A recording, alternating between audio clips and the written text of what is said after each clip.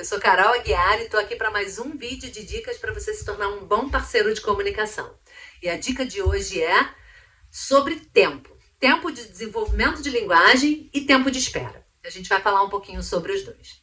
Então vamos falar primeiro sobre o tempo de desenvolvimento de linguagem.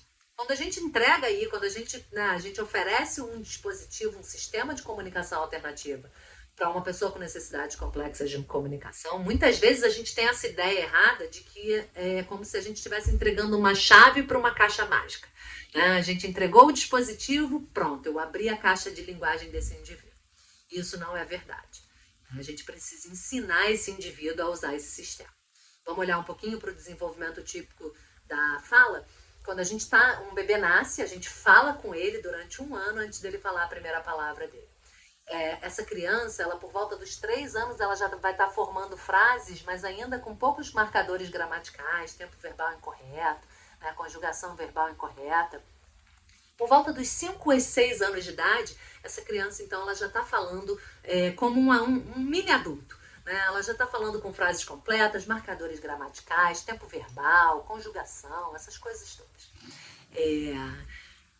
Vamos olhar então agora para o desenvolvimento de linguagem na comunicação alternativa. A gente quer, quando entrega um dispositivo na mão desse indivíduo, que ele saia montando frases.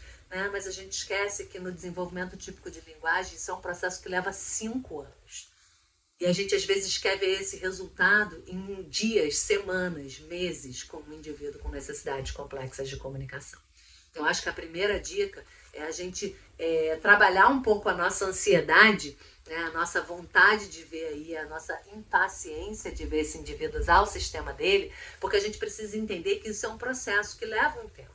Eu gosto muito de uma citação de um especialista americano em que ele diz que ensinar um indivíduo a usar a comunicação alternativa, ensinar a linguagem para alguém, não é como abrir uma porta de uma casa, mas é como construir uma casa. A gente precisa de uma equipe, leva tempo, e isso está sempre em construção. Quando a gente termina de construir a casa, a gente quer fazer uma obrinha no jardim, a gente daqui a pouco já quer mudar alguma coisa dentro da casa. Então, linguagem, a gente está sempre construindo ela. E ela leva tempo. Vamos olhar que no desenvolvimento típico da fala, isso leva em torno de 5 anos. E a gente sabe que a gente só atinge competência linguística em torno dos 9 aos 12 anos de idade. Então, vamos ter um pouquinho de paciência aí no desenvolvimento da linguagem das pessoas que usam comunicação alternativa. E a outra dica é sobre o tempo de espera. Então, quando eu faço uma interação com um indivíduo, eu faço uma modelagem no sistema dele, eu preciso dar um tempo para que esse indivíduo possa ou não responder. A gente precisa lembrar que esse indivíduo usar o sistema dele não é obrigatório, ele vai usar se ele quiser, mas eu preciso ter esse tempo de espera entre a minha interação e o tempo que ele precisa para compor a mensagem dele. E esse tempo de espera ele vai variar de um indivíduo para o outro. São várias coisas que entram aí em consideração nesse tempo de espera. Tempo de processamento cognitivo, de processamento depois para coordenar esse corpo para te dar uma resposta. São vários fatores que podem influenciar nesse tempo de espera. Mas é importante a gente entender que quando a gente faz uma modelagem, quando a gente modela alguma coisa no sistema desse indivíduo, a gente precisa fazer uma pausa e dar um tempo para esse indivíduo tentar responder, tentar interagir, para a gente ver se ele quer interagir.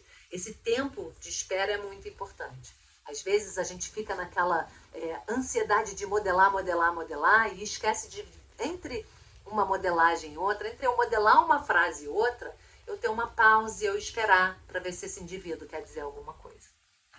Então, a gente pensar aí tanto no tempo para o desenvolvimento de linguagem, como na utilização desse tempo de espera depois da minha interação para dar a oportunidade desse indivíduo usar o sistema dele para se comunicar.